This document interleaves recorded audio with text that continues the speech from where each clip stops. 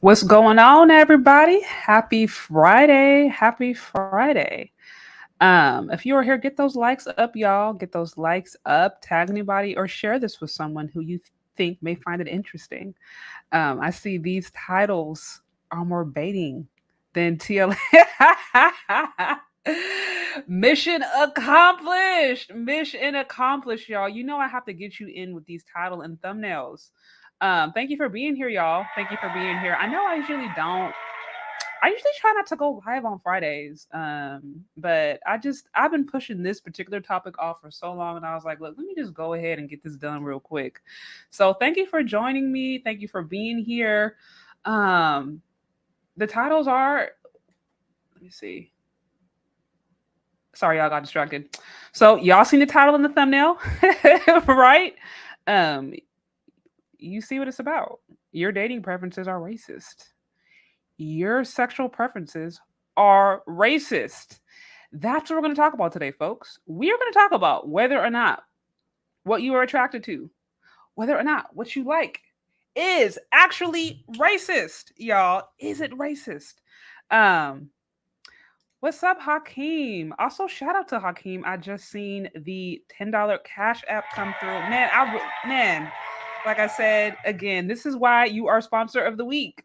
I mean, you are really coming through all the time. So, again, I appreciate you, Hakeem. I appreciate all of you guys who are here with me, rocking with me, hanging out, sending support, sending love. I really do appreciate you guys. I mean, this is a group effort. I'm here to do my part, but your part here is also so important. So, I appreciate all of you guys who are showing some love, whether it's through channel membership, Cash Apps, Venmo, y'all. You can find me there if you would like to show support. Shay Sade. Also, if you would like to send in some super chats are open. Feel free to do so. I will be sure to acknowledge all super chats. So, anyways, y'all, I want to just hop right into it because I came across this idea, y'all, a few days ago, actually. And that is that dating apps in particular, the current dating market, dating sphere, it's racist. Now, here's the thing. Y'all already know, I mean, dating has been dead for some time. Not to say people still don't do it. Okay. This is, I think, the term title baiting, title baiting, title baiting. Yeah, well, I mean, that's gold. You already know. I mean, there's competition out here is fierce. So this is one of the things that you learn when you are writing or you're journaling or whatever. But that's kind of what I did, y'all. I had a writing background when I was in school, and they teach you that like that title. You know what I mean? That it's like the hook. That's one of the most important things. So I'm always trying to figure out, okay, what's the thing that's going to get people interested? So that's definitely y'all. You're all into my tactics for sure. But anyways, so this whole idea, y'all, this whole idea that the dating market today is racist, that dating apps in particular are racist. I actually thought that it was a joke. I didn't think it was a real thing. I didn't think it was all that deep. But y'all, it's gotten so deep that you even got different colleges and you got different schools looking into this stuff. And the whole idea goes like this. It is that whenever you go on a social and dating app, you know how you can usually put in, ethnicity filters. You can put, I want this particular race. Now, I do think there's some apps who have actually removed it, but generally you can say, I'm looking for this because let's just be honest. When anybody is dating, when anybody is looking to get in a relationship with somebody, they're looking for a particular type. Men, I think more so than anything, not to say women don't have a type, but I think men more than anything, they usually have like a type. So whether it's somebody who's tall, with dark skin, or you like shorter women with, light brown hair or green eyes, whatever, like everybody has a type. And ethnicities, races can be a part of that type, which again I think is incredibly important, and that's pretty common sense because people generally date and marry within their ethnic group. Everybody knows this. This is not breaking news. This is just how humanity has operated for thousands of years. So to me, when I ran across this idea that dating apps are racist, I thought it was a joke. I did not think it was a real thing. But it actually is. And it's become such a concern that not only have there been articles written about this, and there's been even a few studies. Like I said, this has now become a topic of discussion, even the academy, from what I understand. So I wanted to get into this a little bit and kind of present the argument that they show as to why dating today in 2022 in this supposed this supposed era of colored blindness, notice I use the word supposed, why it is indeed racist, why your dating preferences are racist, while what you like is considered racist, and why you inherently are racist for liking what you like. I'm just going to present the information, and then we're going to see whether or not this makes sense. You guys, if you're on here, please get those likes up. Please get those likes up, tag anybody, share it with somebody. Let me know what you think. So I'm going to bring up one of the articles that I saw, and we're going to get into it. We're going to get into it. Yeah, see, dating has always been cutthroat and unforgivable, so this is nothing new. Hey, Jasmine, thanks for stopping by. Okay, so I'm gonna pull up this article.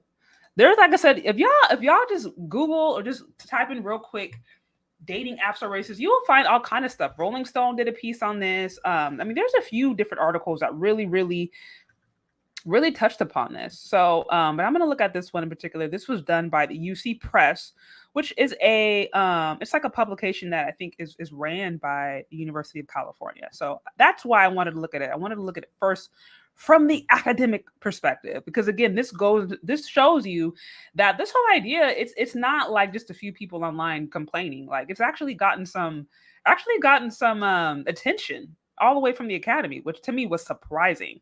So we're just going to get right into it. It says, dating while Black, online but invisible.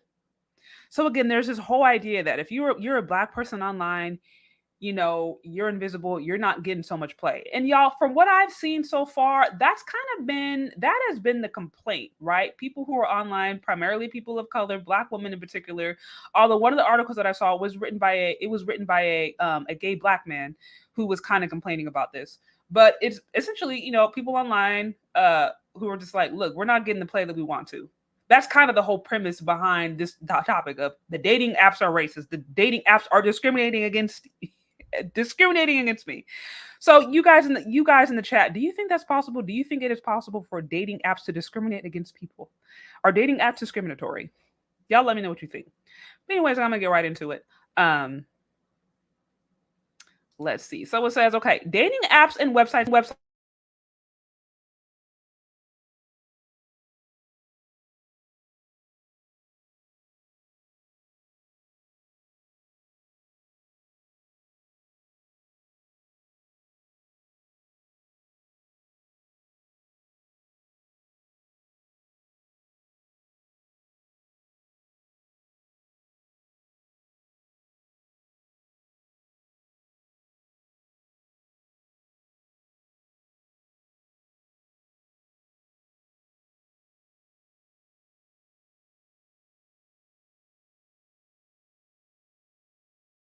Sorry about that, guys. I had that microphone. Can you guys hear me now?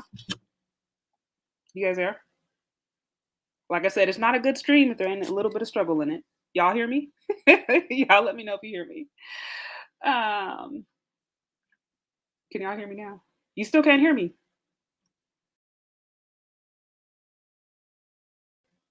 Audio's good now. Okay, sorry about that, y'all. But anyway, so I was gonna say, did y'all hear anything that I read? I hope you did. Did y'all hear anything that I read? Okay, I'm gonna just do re-over. This is part 2, y'all. Take 2. So it says, y'all, dating apps and websites have become the most popular way Americans meet new people, and the only way to do so during the pandemic. Yet, for many Black Americans, these apps never fulfill their promises. Despite hours of scrolling, clicking, swiping, or answering personality questions, they often find that they are isolated on these apps as they were in a bar or at a party. The only difference is that they now have to serve their own drink. The green dot on the screen indicates that they were online, but their profiles appear invisible to everyone else.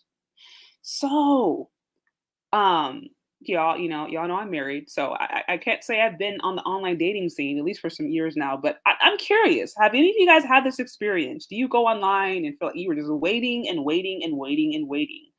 I will say, I did online dating for a bit. I was on a few apps back when I was single, and I never personally felt like it was racist. That was never anything that ran through my mind. I just figured, there's people that you connect with that you like, and there's people that you connect with that you don't like, or there's people that you don't get interest from. It never crossed my mind that, oh, the apps could be racist or they could be discriminating against me. Never once crossed my mind. But I don't know if you guys feel like you've had that experience. Let me know what you think in the comments. Y'all, if you're on here, get those likes up, y'all. Get those likes up. Tag anybody here or share this with someone who you think may find it interesting. Also, please feel free to share support. You can find me on Cash App or Venmo and share some support. Also, super chats are open, you guys. Feel free to show some love. Oh, I see. I actually found my wife online. Then again, I went for African and Muslim specific sites. Interesting, interesting. Yeah, like I said, there are sites out there that you can get really specific. Now, is it considered racist, Hakeem, because you went for African and Muslim specific sites? We're gonna find out. Okay, so I'm gonna continue. And again, y'all, like I said, I'm reading this. This is from the University of California Press, which is this is a publication, I guess, that is associated with like UC California. So this ain't like some random. This ain't a random group of people online complaining. Like this is getting academics attention. So that's why I wanted to read this to let y'all know this is not just some random little thing going on here. So we move on. Gendered racism on dating apps is not news, yet we know rather little about how gendered racism is experienced by the daters and how online dating shapes their understanding of a race. In writing our book, so y'all, they even have a book about it, The Dating Divide, Race and Desire in the Era of Online Romance, we conducted 77 interviews as well as statistical analysis of how millions of daters interact or ignore one another to understand how race has profoundly shaped online interaction. What we find is that race overwhelms many other variables in determining whether two people will talk to each other, and Black men and women daters were particularly discriminated compared to other minority daters. So basically, what we find up to this point is that when it comes to dating in dating preferences, sexual preferences, probably especially when it comes to who you're actually going to marry and procreate with, who you're going to leave your legacy with, race is a huge factor. Race is a huge factor. It's like, well, duh, that's pretty obvious. But I guess it took a university peer-reviewed study to acknowledge the obvious, that people at the end of the day, when they are dating and mating, they are definitely taken into consideration. I'm not saying this is every person, but generally speaking, on a subconscious level, at the very least, if not a conscious level, people are looking at the race to take in consideration. Shout out to Dapper Gent. I hope I said that right. I don't know if it's Dapper or Dapper. For the 10 on the super chat. Actually, I live in Atlanta, Georgia. No shortage of women to date here. I bored. It's so easy. Okay. So it sounds like you don't even need to do the online thing. You don't even need to do the online thing.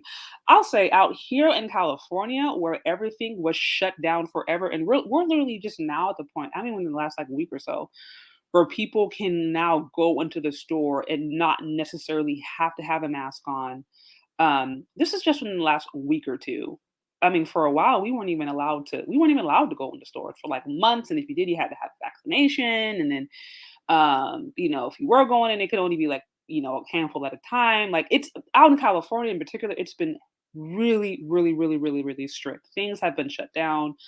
I mean, places where you would even normally go on dates were not open. So I think certain areas in particular where we're a lot more strict, online dating was like the only option because people just were not meeting up. They just weren't doing it. So for those of us like us who live out here, dating, online was the only option.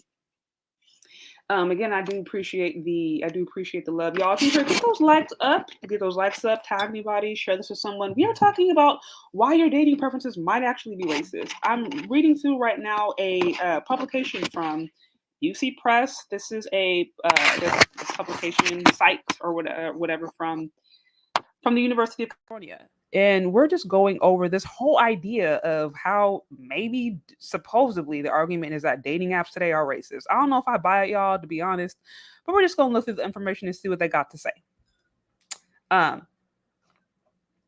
Bay Area baby. Yes, I am a Bay Area baby. Proud of it.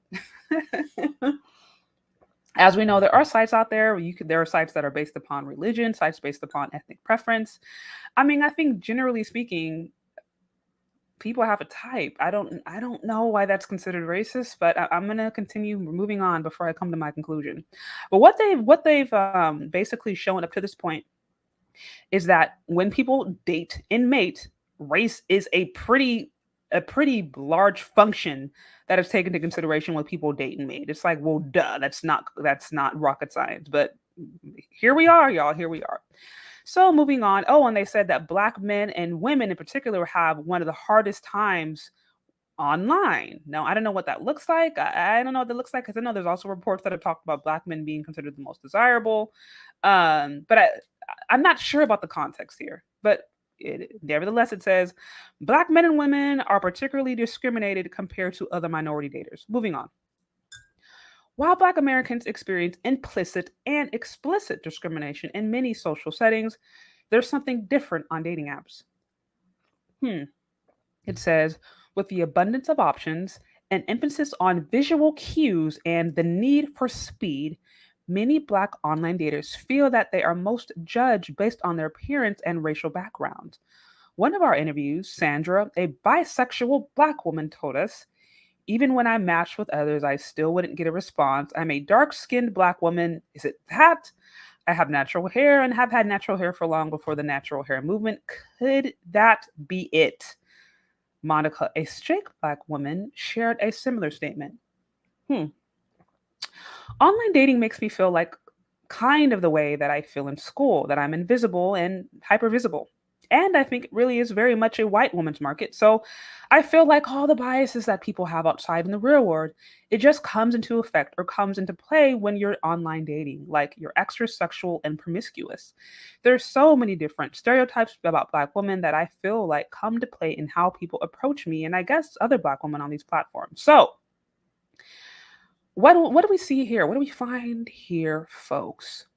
That when people go online, because all they really have is a picture of you and a few of the different, few words that you leave in the profile, they are left to fill in the blanks. They are left to fill in the blanks about who you are based upon your race, based upon that person's understanding of your race, based upon that person's understanding of just, what you may represent. Just all that stuff. There's all this fill in the blank. And we already know, y'all, that as Black folks, we don't necessarily have the best reputation, especially Black women, y'all. Our PR sucks. Our PR is literally horrible. I mean, it is just like bottom of the barrel trash. And I did a community post about this a few days ago, and I was like, part of this is our fault. Part of this is our fault. As I mentioned before, lovely, lovely, lovely ladies. I think sometimes we think it's okay to go online and trash and bash our men um, for sport, as if it's fun, as if it's something to celebrate, as if it's something that we should, support. And I think as women, it's okay to have spaces and places where you maybe express your issues with the relationship, express your challenges, express different issues that you may have. It is okay to do that in a healthy manner and a constructive manner. But we have an industry. We have an industry that makes money where men and women, black women in particular, are celebrated and they are even rewarded for promoting misandrist behavior, for promoting anti-male, anti-black male in particular talking points. Women are rewarded for this. They are given money for this. They get financial support for this. We are feeding into that narrative. We are feeding into that narrative.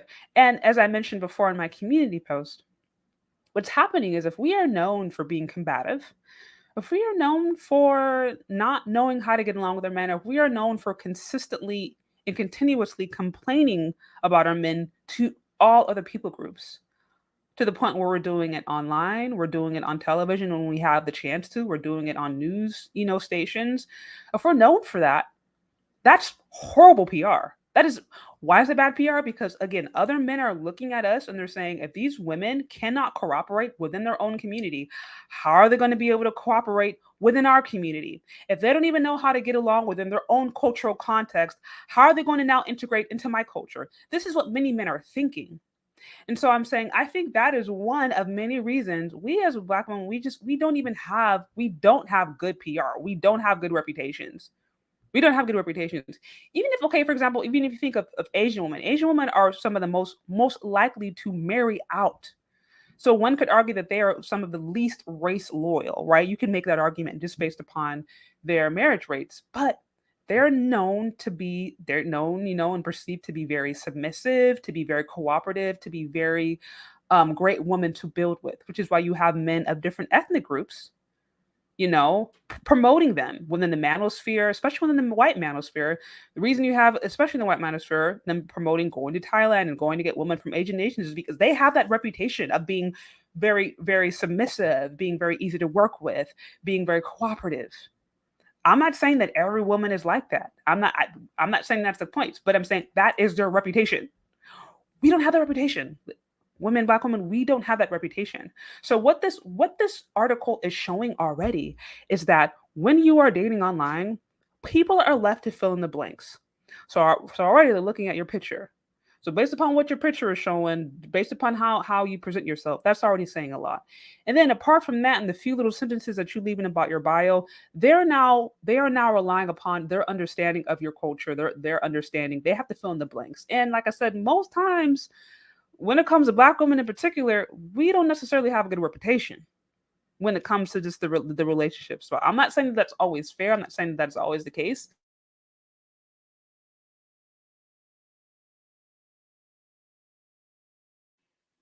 Oops. Okay, sorry.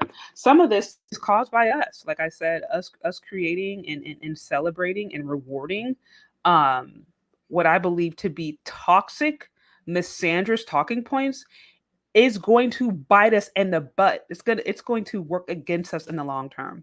Why? Because now we go online and we are perceived from other men, right? Especially other men of other races. If you're looking to date other races, we're being perceived as women who are uncooperative.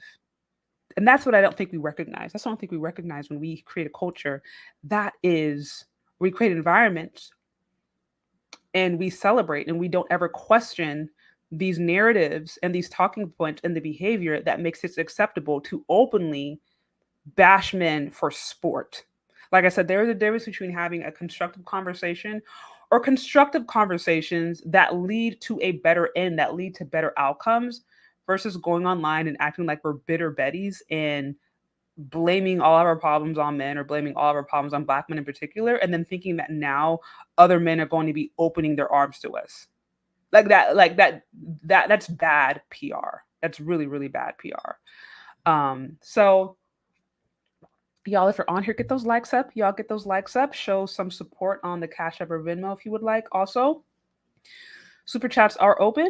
So if you'd like to show support, you can find me on Cash App or Venmo, Shay Charday, and I will be sure to acknowledge all super chats. We are talking about why your dating preferences could be racist. There is this pervading idea out there right now that dating apps are racist, that this dating market could be racist, that your sexual preferences are racist. So I'm just looking into it, you guys. I haven't come to any conclusions yet, but I'm looking into what they have to present in this particular study. And I move on. And so what we've discussed so far is that evidently, you know, I think Black men and Black women in particular on dating markets, they say suffer the most discrimination. And then here they talk to two particular women who expressed their frustration. So I kind of actually want to get a little bit briefly into the statements. So here it goes. Even when I matched with others, I still wouldn't get a response, says Monica, a straight Black woman. Oh, wait. Let me see. Actually, let me see this first. No, so this is Sandra, a bisexual Black woman. She says, okay, even when I match with others, I still don't get a response. I'm a dark skinned Black woman, isn't that? I have natural hair and I have had natural hair for a long time before the natural hair movement. Could that be it? So this is a really interesting point. Now, I don't necessarily know what Sandra is putting in. I don't know what she's putting in as far as her dating preferences, as far as what she's open to.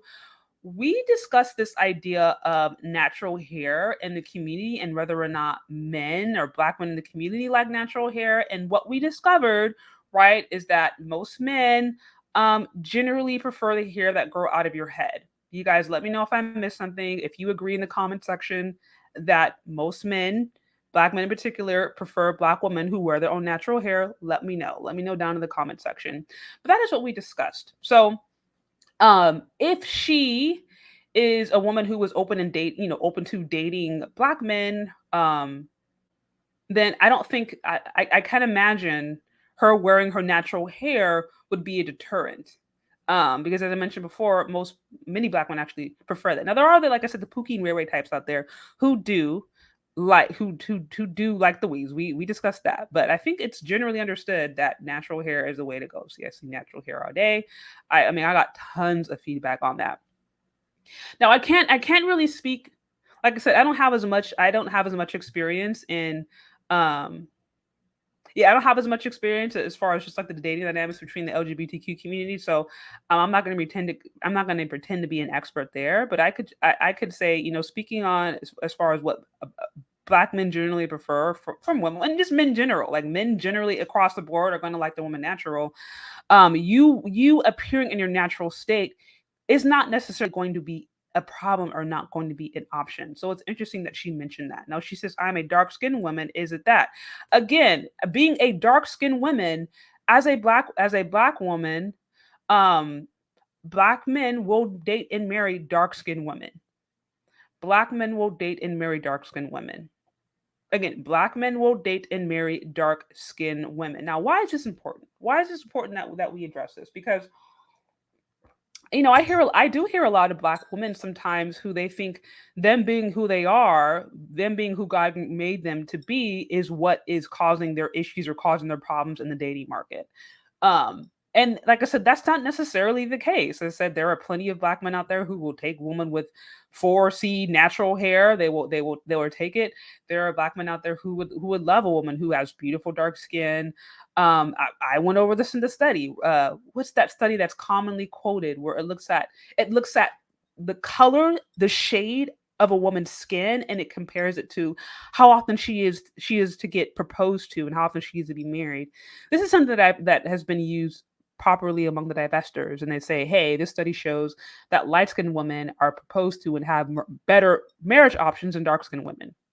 What that study also shows is that past a certain age, those differences and those what's the word, the advantages that light skinned women have past a certain age pretty much disappears.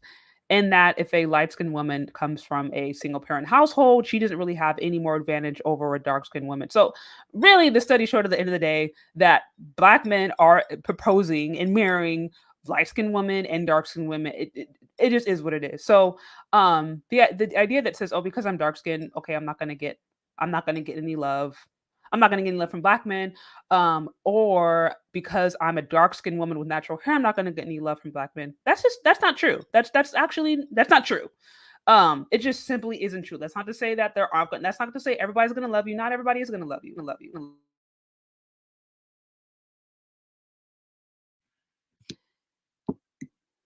Oops. Here we go again. Okay, my mic is doing its thing. But it needs to be understood that ladies, especially you black ladies, um, you're generally going to get the most acceptance as far as how you look, how you appear in your natural state from men in your community group.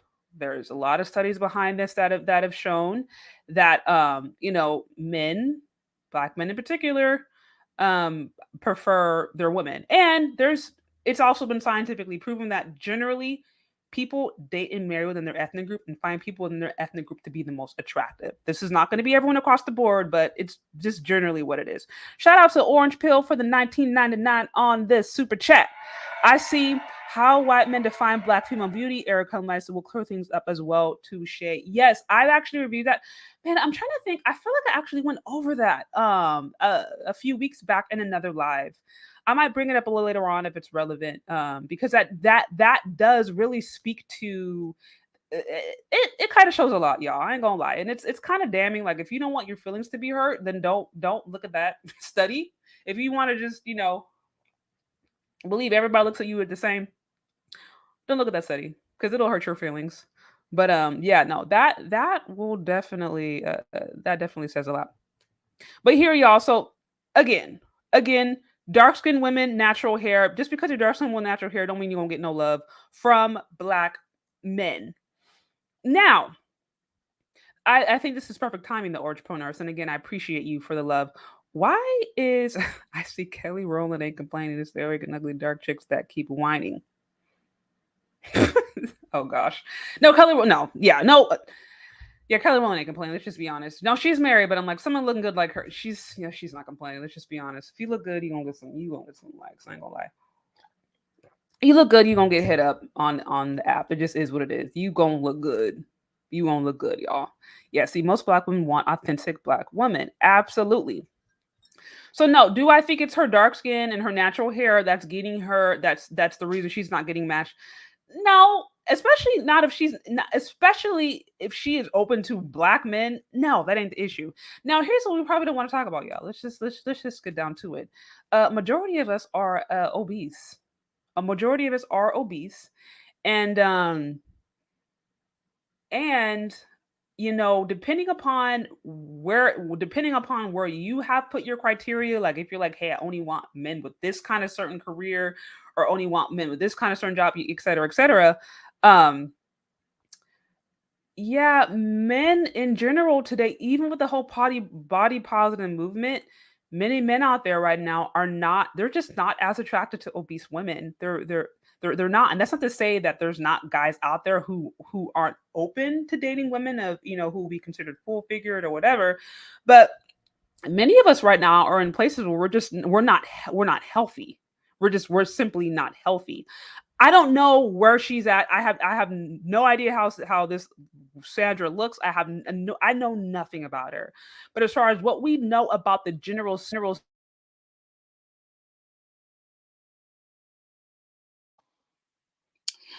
it's we are known to be, like I said, we have bad PR. We have bad PR as far as we're known not to be cooperative, and we're like some of the most unhealthiest out there. We are More of us are obese than not.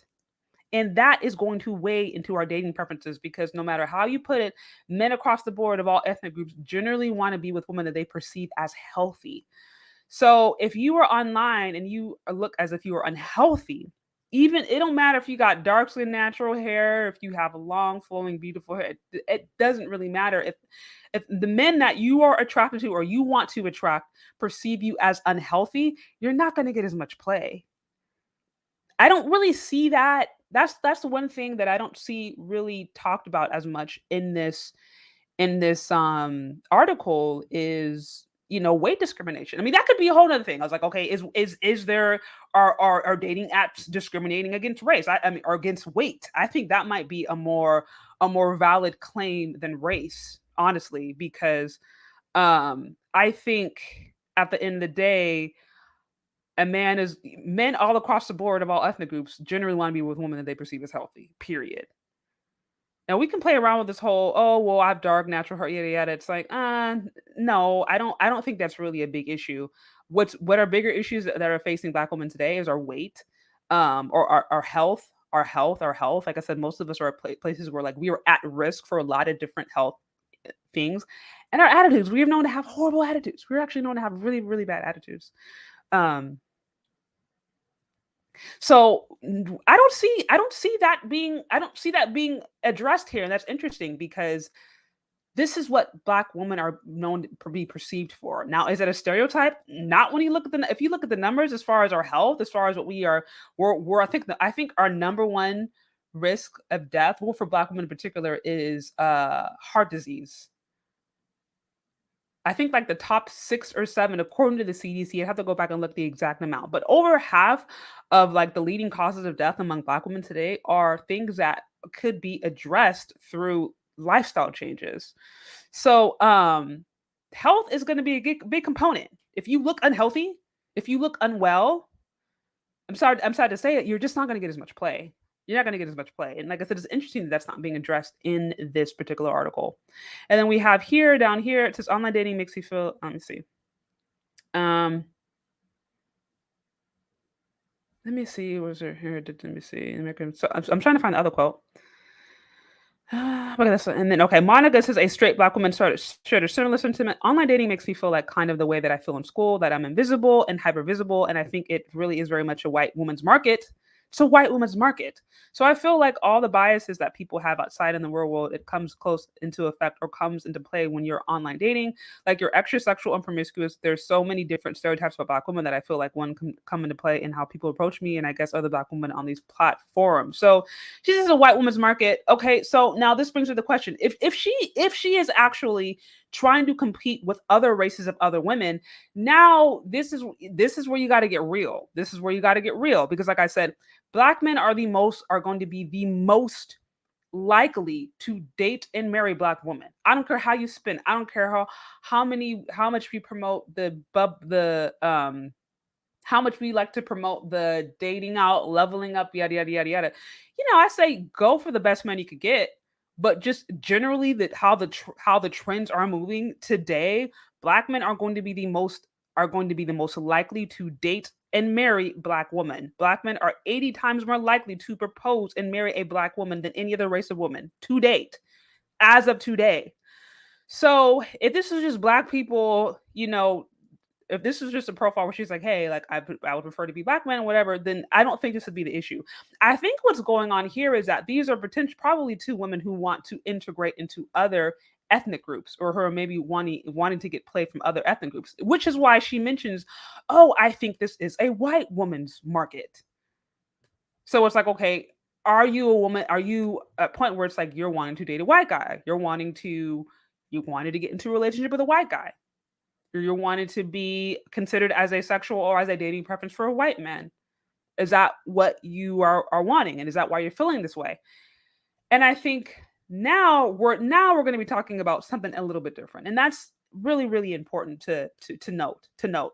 You guys, obviously dating and marrying within your own ethnic group, that's his own thing. When you start trying to integrate or you start trying to date and marry into other ethnicities, not to say it's not possible, but now you are going to also have to compete within the women within that ethnic group usually.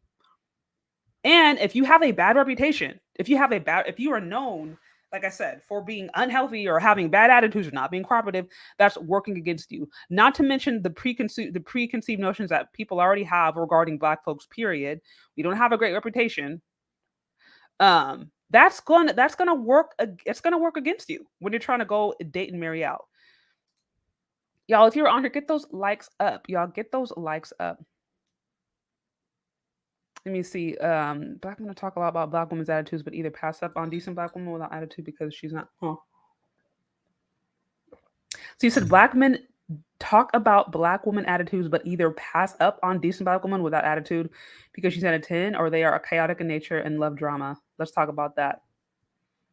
I'm trying to understand the comment. I don't know that I fully understand the comment. Also, I do want to give a special shout out to Honeybee. What is the purpose of this channel?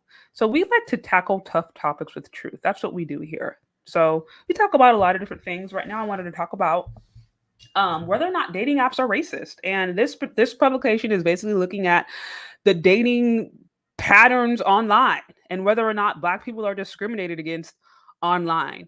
It's interesting that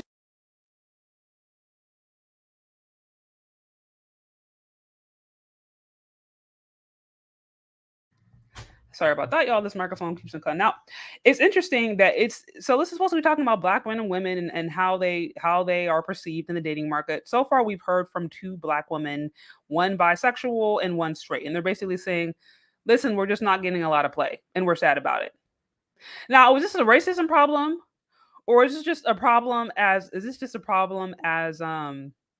Is this an issue of Just looks. It's just an issue of looks. Is it just at the end of the day, there's just certain people that men don't find as attractive as other women? Is that the real issue? Is this was this be considered a would this be better called I don't know, are dating do dating apps have pretty privilege? I don't know because I'm looking at this so far. I'm looking at this so far, guys, and I guess they're trying to build a case that black women and black men are discriminated against when they want to date other ethnic groups. It's like, well, duh. This is not rocket science. But am I to say that if, because somebody prefers to date and marry their own ethnic group, that their preferences are racist? I don't know if I would say that. I just think that's just how people naturally tend to want to date and marry people that resemble them. Like I don't know if that's racist. I don't know if that's racist. But I'm gonna continue on. I think we're almost done here. I see Crystal Swirls has a matchmaking service for Black women diabetes. Okay, well, good. Yeah, good luck with that. Like I said, I say go the best man with the job. I don't have no issues with that, but you got to be realistic about what that actually means. Okay, so we're going to try to power through this real quick, and then I'll um try to move through, guys. If you're on here, get those likes up. Y'all get those likes up. Also, share some love on the Cash App or Venmo, share day, or you can also feel free to send super chats to share some support. And I'm gonna keep it pushing. I'm gonna try to get through this. Okay. Um. So yeah. So I'm. It's funny here. They're painting these pictures as if okay, these women they're discriminated against because they're black. One's because she's dark skinned, and then another one because she's black, and this is a white woman's world. And I'm like I said, there's so many things here that are left unsaid. We don't know how these women look. Let's just start there. And on the dating apps, your looks play a huge difference. We don't know their size. We don't know if they're single mothers. We also, I mean, for all we know, if these women are single mothers, if a lot of women going on the dating platforms are single mothers, that could be another reason they're not getting a lot of play. If there happens to be if there's a trend of more black women who are single mothers going online and trying to date and marry out, and then people don't swipe on their profile because they see that they're moms, that ain't got nothing to do with racism. That got to do with the fact that a lot of men these days are not trying to mess with single mothers. I mean, maybe just if they just want to sleep around, but as far as long term, dudes out here today aren't even really trying to mess with single mothers. So to me, what I'm saying is that there's a lot of missing holes. There's so many missing holes here. So it's hard for me to say that, oh, the reason people aren't getting played is just because they're black. Like, okay, that could be a component, but there's so much other stuff to it. And like I said, at the end of the day, yeah, you do live in a society where people are racist. Like, let's just call it what it is. And also, by the way, even if we didn't live in a society that are racist, most men want children that look like them. So a white man is generally, if he has an option and an opportunity to, usually going to go with a white woman. Like if it's somebody that has all the characteristics, it meets in all his qualifications, and it comes in a white package versus a black package. 9 times out of 10, he's probably going to choose that white package because most men want children who look like them. Same with the black guy, same with the Asian guy. Like that's just common sense. That's just how, like I said, this has been proven scientifically. This is just how people have. This is how societies have functioned for a long time. So I'm trying to move on here. It says, okay, both Sandra and Monica online dating does not provide an opportunity for them to be seen as who they are. Their experiences are shaped by a predictable set of racialized and gendered stereotypes that deprive them of individuality. They are seen as black women foremost and often ignored by others.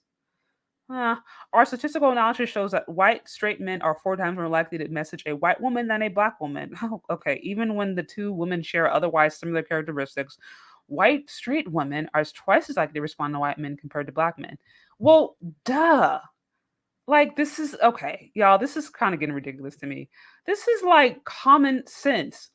This whole we kumbaya, we live in a society where nobody sees color. I'm colorblind, you're colorblind. We're just going around integrating and loving people based upon who they are in the heart. We know society doesn't operate like that. It never had, not in America at least. It hasn't operated like that. So it's like, oh wow, breaking news. White men are more likely to date and marry white women. Well, duh. That's been happening since the beginning of this nation.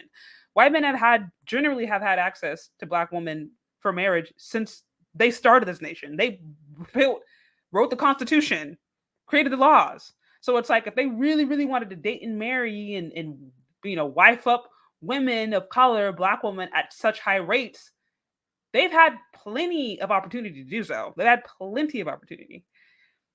So if it's not happening at such a large level, that's because it's what they want. Like it's just because of what they want. And I'm like, is that racist? Is it racist for somebody to want to date and marry somebody that is within their own ethnic group? I don't think it is. To me, this is just like, wait, are we really making this a thing? So we're sad and upset that, because basically what it's really alluding to is the fact is that, okay, the black woman is getting more play by white men. And then they say, okay, black men they're not as likely to get responses from the white woman. Okay. I mean, I don't see men complaining about this as much online, at least. But it's like, how was that surprising? I don't understand. How was that surprising? Why is that such a big deal? It's like, okay, like, I don't know, y'all. Maybe I'm being insensitive, but that just kind of, I'm reading this part and I'm like, that seems kind of silly to me. Like, are we really making this a thing? Really? Like, oh, white men are straight white men are sometimes more likely to message a white woman. Like, oh my gosh, this is just, oh, the racism. We need to march. It's like, no, this has been happening since day one, and it ain't gonna change. Like, how? I mean, not to say people will want to integrate a little bit more, but how was this confusing? Um, it says sounds like these women are looking for any reason other than y'all. If you're on here, get those likes up. Get those likes up, y'all. Tag anybody, share this with somebody. Also, if you'd like to share support to the show, you can find me on Cash App or Venmo, Sure Day. I usually don't, like I said, I usually don't go live on Friday, but I've been pushing this discussion off, and I just wanted to get through it. So, yeah, let me try to wrap this up. So, what they are saying. So what they're saying so far is dating apps are racist because white people aren't checking for black folks like that, or other races aren't really checking for black folks like that. Okay, how is that? I'm like, I don't know how that's surprising. I don't think that's an issue of the app. Maybe that's just an issue of just how people actually navigate in real life. Like I said, if we look at the interracial marriage market, it's pretty clear what people want to do. I don't think a person's marital status or how they navigate should be needs to be policed. Okay, let me try to finish this. It says in cases where white daters decide to message or respond to black daters, we also found that race continued to shape each step of the encounter. Well, duh. Damien, 24-year-old gay man, described to us how his sexual encounter with white men usually goes. So, whenever they have this says race is always brought into it. Whenever they say they want to flirt you, they always mention, for example, I want your black penis or something like that. They always put black before anything, black hands, black muscles, things like that, black bodies. They always do that. I'm sure within white races, when you get in bed with your partner, you don't say, I want your white. Okay. Michael is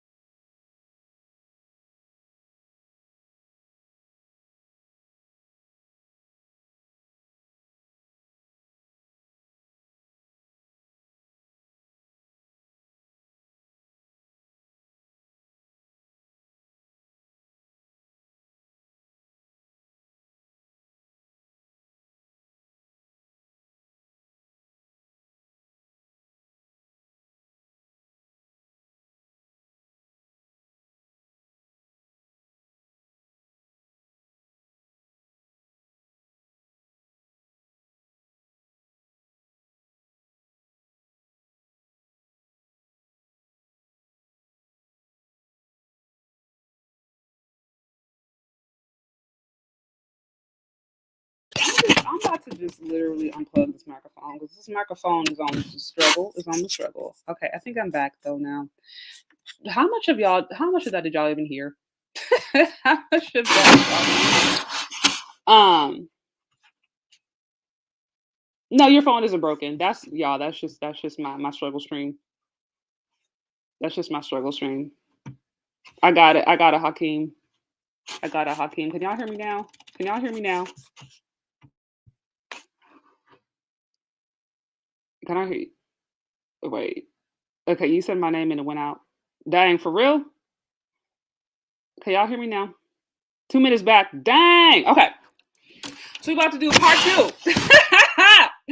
Part two, y'all. Let me try to wrap this up. Also, shout out to Hakeem for the 5 on the super chat. Super chat, y'all. Super chat. So if you would like to show support to the show, you can find me on Cash App or Venmo. Also, super chats are open, guys. So let me just do a little rewind. Let me do a little rewind here. Okay, so basically, we was reading through, where did I go? Right here. So it says, okay, in the cases where white daters decide to message or respond to black daters, we also found that race continued to shape each step of the encounter. Damien, a 25-year-old gay man, described to us his sexual encounter with the white man he usually goes. And there he talks about basically how the white man is just like, oh, I want to have sex with you because they have a big penis. That's basically what that says. Michael, the straight man, has the same experience. He says there's always this expectation of our prowess in bed. So there's this expectation of like, he's kind of thug. I'm like, I'm kind of a nerd. Some of these expectations, they're wrong to have. It's not like any of us see a white woman and we're like, yo, she could do my taxes. Okay. Many black women told us that the interest from white men is often sexual in nature. Alicia, a Jamaican American, told us. Certain white guys I talked to online, and they're like, I never had sex with a black girl. Imagine having sex with you. I said to them, is that all you want? They respond, I don't know. Maybe. I'm just like, okay, this is uncomfortable. One guy said, I don't think we'll date, but I just want to have sex with you because I never had sex with a black woman. He just being honest. So, and move on. This is interactions like these. Harken back to the Jezebel, the controlling image of the sexually aggressive black woman that served as a powerful rationale to exclude black women from meaningful relationships. Alicia and other black women daters' words are stark reminders that their online dating experience are segmented by race and gender, and difficulties that black women face when utilizing dating apps is indeed a collective struggle. So basically, y'all, it's I mean, this is not surprising to me. This is not surprising to me. Shout out to Philip J with the 10 on the super chat. Super chat. Super chat, super chat. So this is I mean, y'all, this ain't surprising to me. Like, so basically black folks online talking about, oh, I'm experiencing, people, the rejection that you would experience in the real world you're experiencing online. This is not surprising. This is not surprising. Again, this is not surprising. Again, like I said, there has been access. There has been other groups of men have had access to black women. White men in particular have access to black women since the beginning of this nation. If they really wanted to date and marry us like that en masse, they could have. They could have created the laws early on when they created them to make that a possibility. Why hasn't it happened? Because it's not what they want. We seen there the dude was like, I don't really want to date you. I just want to have sex with you. And the same way went with the white one with the black guy. And it's interesting here that they're only focusing on white and black. Look at that, as if there's not other races here. But it's usually they're always focusing on the polarity. They're always focusing on the white and the black, always. And again, that's not to say, there are people who are in interracial relationships and they, love each other and they have a good time. But we can't act like we live in this colorblind society. That to me is what this crazy to me is that people, the different people they're interviewing are saying this as if they're surprised. They're saying this as if this is just like, oh my gosh, breaking news. This white guy doesn't see me for who I am. He sees me as a black woman. Well, duh. It's like, obviously. Like, we can act like we're colorblind. We can do all this kind of stuff. And some people have the luxury to do so. But you talk to, you live in certain places, right? You're a dark-skinned black man living in a certain place or whatever it may be. You go into a corporate office, you go into a corporate world, you go into a rich all-white community, you go like this whole illusion of colorblindness kind of just quickly dissipates. So that's what's interesting to me is that the assumption here is that the society is already colorblind. It's never been colorblind. This has never been a time that's colorblind. So I would think if you are going to date and marry and you are open to other races, that you have to be honest about what that actually means and recognize that, yeah, many oftentimes you probably are going to get people that have some racist ideology and they may not even see you as human. They still may just see you as, oh, she's a black woman or she's a black, they'll see you as that race first. And like I said, we can act like this doesn't exist, but all you got to do is look at the way if you understand why certain ethnicities to this day are doing better than others and understand those trends, then you'll know that the way this thing is organized is not based upon the goodness of people's hearts. Okay. It's not surprising. Um, so I think we're almost done here. And then I might actually bring up that one article that Orange Post shared just briefly because again, I think it kind of wraps this whole thing up. Let me see. Okay, let me see. So here it says, okay, compared to white daters, black daters tend to have more inclusive and progressive thinking about race and dating. Yeah, compared to white daters, black daters tend to have more inclusive and progressive thinking about race and dating. Of course, okay, let's just think about this, y'all. Let's just use common sense. This is not surprising, because if you have the dominant, as it stands to this day, the ones that have the most resources and power in this nation is the white class. It doesn't matter how you put it, or the white race. I don't matter how you put it. So it's like, of course, black, which historically has been considered the like literally the polar opposite, everything opposing to good, everything opposing to power, like it's black. Of course, they're going to be more open to integrating into that which has better resources. Like this is not surprising. This is not surprising. So it's like, of course, oh yeah, well, generally speaking, black people are more open to dating interracially. Well, duh, of course. Now, is the white community as open as especially when you get to white communities that have a lot of wealth and resources and have legacies, are they going to be as open to date and marry into different ethnic groups that have historically been associated with bad things? Not necessarily. Not necessarily. And that's the thing about it. Dating and dating and stuff, it can be a little bit more psychological, more political sometimes than we think. It really can go deep. It really can go deep. But what's crazy to me about this whole article, as if like they're writing this as if this is like surprising, as if you need to have a deep uh I don't know, peer-reviewed nationwide study that understands why, white daters and black daters aren't seeing each other as humans and operating as one, and why there's preferences here. It's like we're acting like we live in a colorblind society, and we don't. So when you understand that that is the premise, then this won't be surprising. If you accept that for what it is, and you should be better able to navigate and then know the kind of people that you do want to integrate with, or people you do want to actually, see as good options. Let me see. Okay, so then it says our statistical analysis shows that Black women are as likely to respond to white men's messages compared. It shows that Black women, okay, are as likely to respond to white men's messages as compared to Black men's. However, this does not mean that Black women are colorblind when crossing the racial divide. And then a Black Floridians noted, a couple of months ago, I liked this white guy in Bumble. He tells me I love Black women. I could tell he's the type that dates Black women, but he was like, I don't like when Black people say Black lives matter. All lives matter. So we had a discussion about it, and I didn't like it. Then after that, I was just like, yeah, they don't make any sense to me. Then I just stepped back. As Nina pointed out, a willingness to date Black women often does not mean an embrace for racial justice. One can love Black women without seeing the struggle Black women experience on a daily basis. Alicia is also acutely aware of this difference. When sharing her experience conversing with a white man she met on a dating app, she said, well, I had a conversation with him and he was just like, I'm a Black woman. If you date me, there's certain stuff you're gonna have to know. He was like, I don't care. I am gonna be there for you, blah, blah, blah, blah. I just wasn't convinced, I just felt like when you see a red flag, I said, what if we had kids together? Do you realize because you're white, that doesn't mean your kids are not going to face what I go through? For Alicia, the competence of the white man indicates little more than ignorance. Even though he sees that she's a Black woman, he has little understanding of her lived experience. In 2020, many major dating services spoke out against racism, making them issues. So, let me see. So it says, is it time for us to use the technology for good and not for producing centuries of racism? Let me see. Let me see. The companies just tell us or whatever. Yeah. So basically, some dating apps.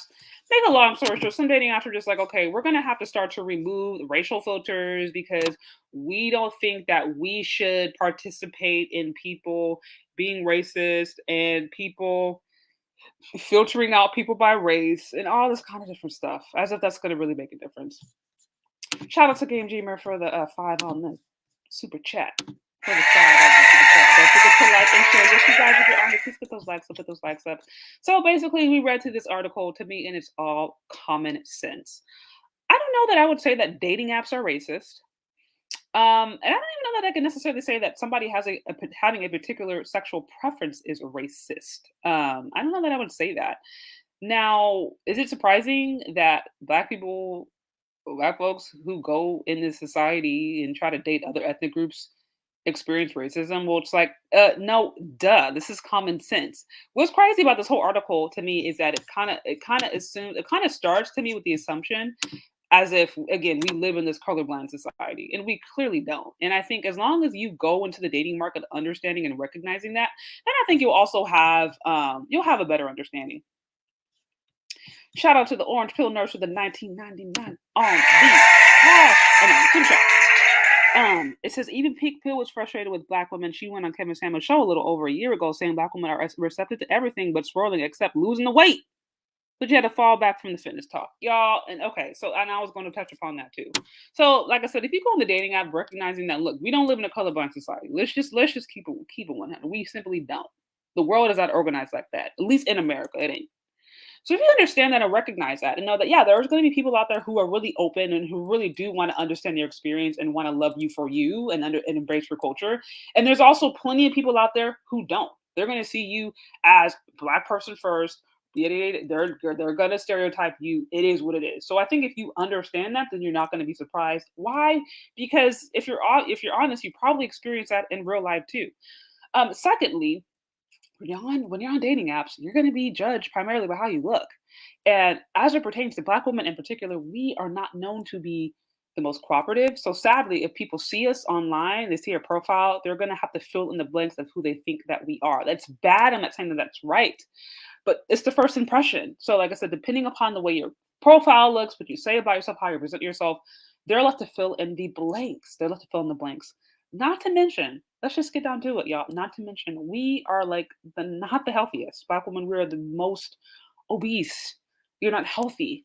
And many men, I don't care if they are the blackest thing out there or they are as white as snow or all ethnic groups, men in between, men across the board generally prefer to be with women that they perceive as healthy. If you look unhealthy, if you look like you can't go up, you can't get up a flight of stairs, or look like you are at risk. Unfortunately, many men today are just they're not checking. They're just not interested. They're not interested.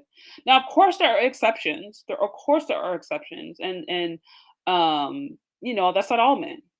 But I think generally speaking, we like to overlook the fact that when you're going into the dating and mating market, men are first visual, and on a dating site, it is pretty visual. So unless maybe you're really clear about being open about certain things, or you have a very maybe a pretty broad profile. If you're trying to be super specific and hyper specific about, oh, I want this, and that. If you're trying to do that, it's going to be harder for you if you look a certain way. It just is what it is. It's going to be hard if you look a certain way. And this is not necessarily the problem of the app. At this point, you got to talk with men. You got to ask men what do they like. And no matter what era we are in, men across the board, all different ethnic groups, like to be with women they perceive as attractive. And most men, as it stands today, want to be with attractiveness to them is associated with looking healthy. Okay, with looking like, okay, you're in shape, you're fit. That's a big deal. And like I said, in our community in particular, women, we are not really that healthy. We're just not. So is that, oh, well, she don't like me because I got natural hair? You're saying that, and you are, like I said, diabetic, you got gout, you got sleep apnea, okay, you can't walk up a flight of stairs, and you're 300 pounds overweight. It's probably not because of your hair. It's probably because he's looking at you, he's like, I don't know that you're healthy. And if it's a guy, especially that wants to actually have kids, that's what they're thinking about. They're like, would she be able to carry my kids? And I know this can sound like a shocker or it can sound really insensitive. And it's not about trying to be insensitive. It's just the reality of how many men are looking at it. And I say, especially if you're a woman that has a very particular criteria of like, I want this kind of man to make this kind of money, this kind of job, or whatever, very particular, it's going to be harder for you if you look a certain way. It is what it is. And so it's interesting how it does not address that. I think a more appropriate article would be: is there weight discrimination? Do dating apps discriminate against weight? I think that would be a more appropriate conversation versus race. I'm like, the whole race thing to me is just like, this is just common sense, y'all. This is just common sense. But I think that would be a more appropriate because that's actually what's happening.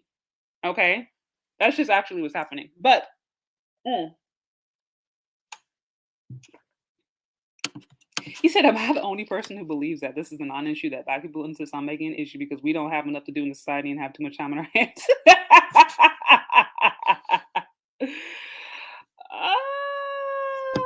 Low key. I'm gonna for y'all. Those of you guys who just came on, I saw that this whole idea of dating apps being racist. I saw and I thought it was a joke. And even reading through that particular, and y'all, I've read through a few other things that were kind of breaking it down.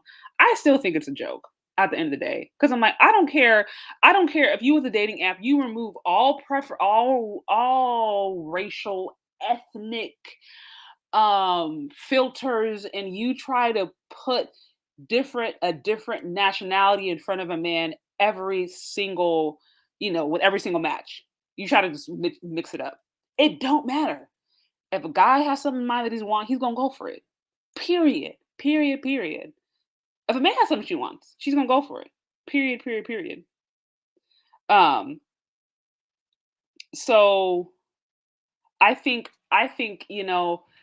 trying to make this as like, oh, the apps are racist and therefore we need to remove filters and we need to make it to where different people can now be kind of forced essentially to try to consider other ethnicities or races as dating partners. Like, I understand the attempt, but I think if you don't address some of the underlying reasons why that's happening, just some of the different ideologies and beliefs why that's happening, then to me it's just a waste. Quite honestly, I think it is just a waste. It is. You're not really getting to the root problem here. Since it does seem like an article. Wait, what is the Onion, y'all? I'm hecka late here. Am I late? What am I missing? um. Yeah, it says listen to the men, not each other. I totally agree with that, y'all. Now, you know what interesting thing about this though, family values, shout out to family values, is some of the articles that I saw, actually there was one that made it in Rolling Stone. And this article in Rolling Stone was it was actually written by a black man. Now it was written by I want to say it was written by a gay black man, and he was talking about his experiences connecting with white men online and how he just felt like he experienced a lot of racism. And so he was kind of echoing some of the complaints that we see in this article. So that was interesting. But honestly, y'all, looking at this, I kind of think it's just low key. I think it's kind of BS. Like, I think this is like BS. I'm like, come on, y'all. Like, for real. People gonna date who they want to date. I don't care if you can put a whole bunch of different races of women or men in front of them. You can do it. If somebody's already decided this is my type, this is what I'm into, it don't matter how much you try to integrate. Okay. So yeah, I think this is kind of ridiculous. Okay, so I see MS Delta Guy. Thank you. I really appreciate it for the $30 super chat. Much appreciated. I see dating app replies can be racist. If you are a white person and don't date black, just reply not. Just hit or no reply. Yeah, like to me, I think it's that simple. Like, just because somebody you like doesn't like you back doesn't mean that person is racist. Maybe they just don't like you back. Maybe you're not their type. It doesn't mean that you're not a beautiful person or you don't have value or you don't have things, but maybe you're just not, you know what I mean? You're just not their type. So just like, okay, well, somebody else, you will be their type. It says they're okay. So yeah. So don't black would just reply not interested or no reply. There is no need to reply, I don't date black people. Some white people are offended by black contacts. I have heard that. I have heard that. I think they were saying like some proud. I know if it was OK Cupid because I was never on OK Cupid, so I don't know how it works. But the one report I was reading was saying they were basically saying there's some profiles where they'll put like, oh, whites only, or no Asians allowed, or no black people. Like there were some profiles where it was really, really clear. This is what we're looking for. And honestly, I ain't gonna sit here and lie to nobody. That's honest. That's honest. Like if I go across the profile and it's just like, okay, only Asian women, please, or something. I'm not mad at it. I'm like, well, he's being honest because whether or not he says it or not, that's how he's moving. And I think honestly, that's pretty natural. It's pretty natural for people to want to date and marry within their ethnic group. If they're open to it, that's fine. I don't see anything wrong with that also. But because we do not live in a colorblind society, you got to recognize that you might also run into extra complications trying to now date and navigate outside of your ethnicity. That's just common sense. Um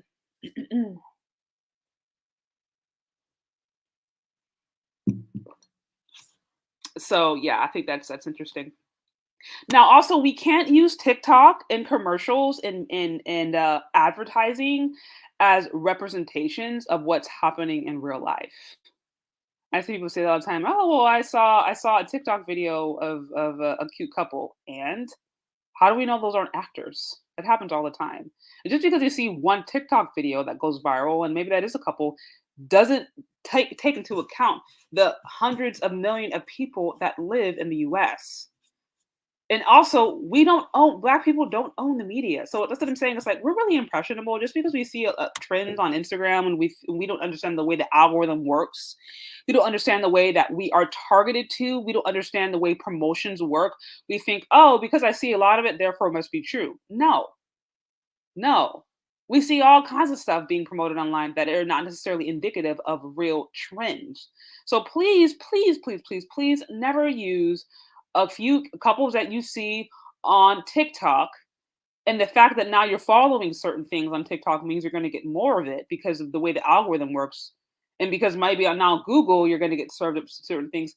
Please do not use social media as an indication of, okay, well, therefore everybody in the world is doing this. No, you got to actually look at the trends. You got to actually do the research and understand how life is operating. Social media is not real life. It can give you indications on maybe trends that are popular, or can give you indications of different things people are talking about.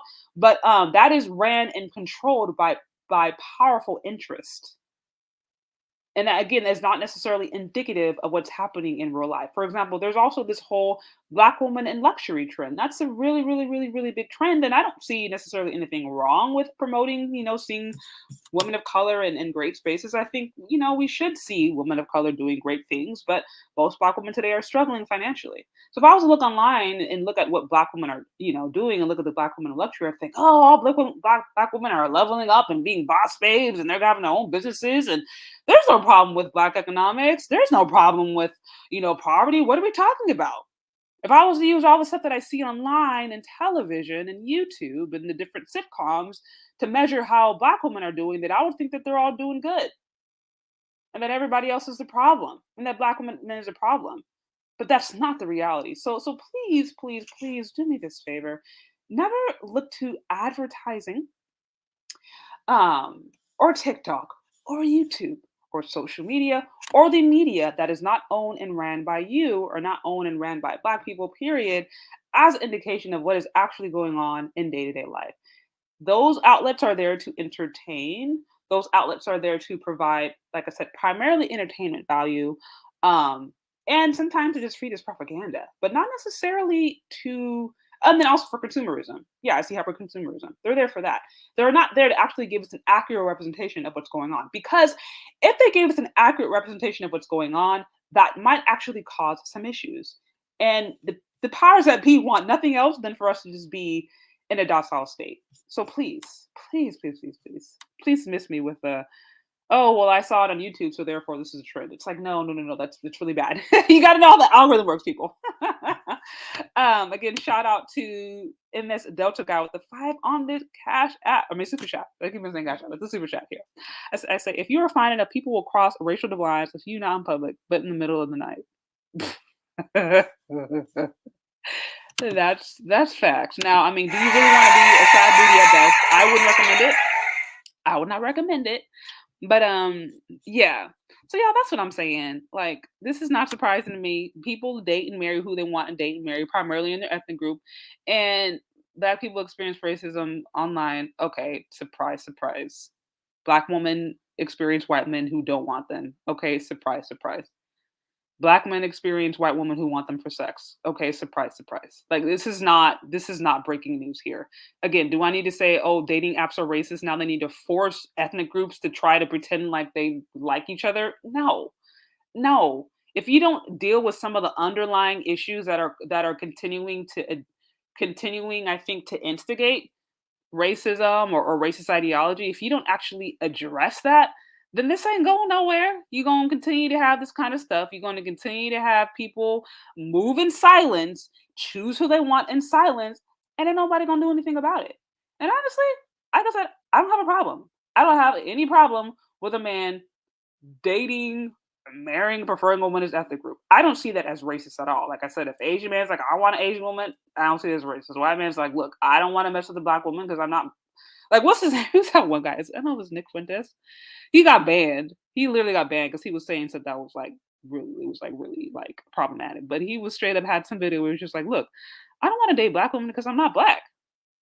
He's like, this is not, he's like, I don't want to date black women because I am not black. Like, that's why. I don't want to look at this my offspring and see this curly hair. I have straight dark hair and I want to have a kid that has straight dark hair. I have green eyes. I want to have a kid that has green eyes. That's what I want. And I'm like, you know what? It's a young guy. He got banned off of YouTube. He has a pretty large following, but I was like, yeah, a lot of people think like him. I don't see a problem with that, personally. Maybe I'm tripping. So basically, this article is begging for right, that part. And to me, it's like, yeah, this is not breaking.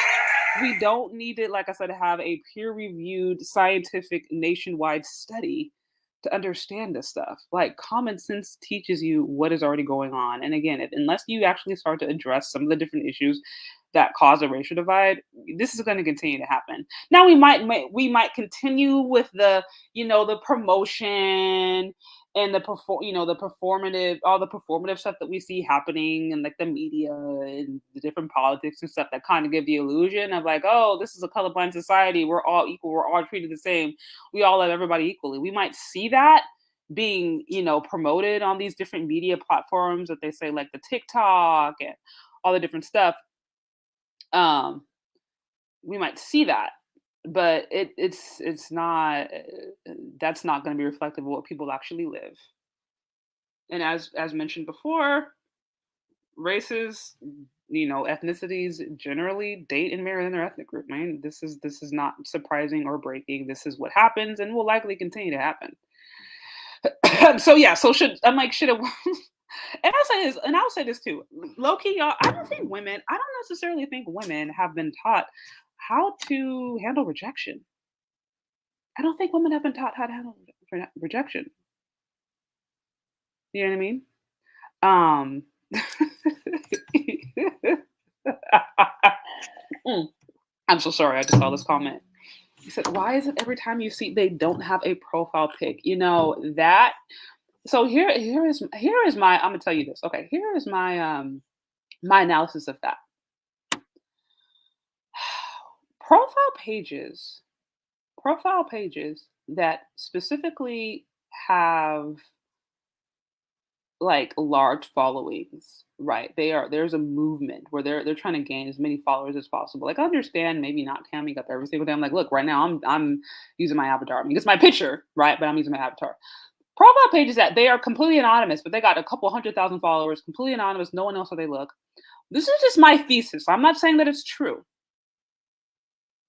but this is my thesis. I think it's specifically because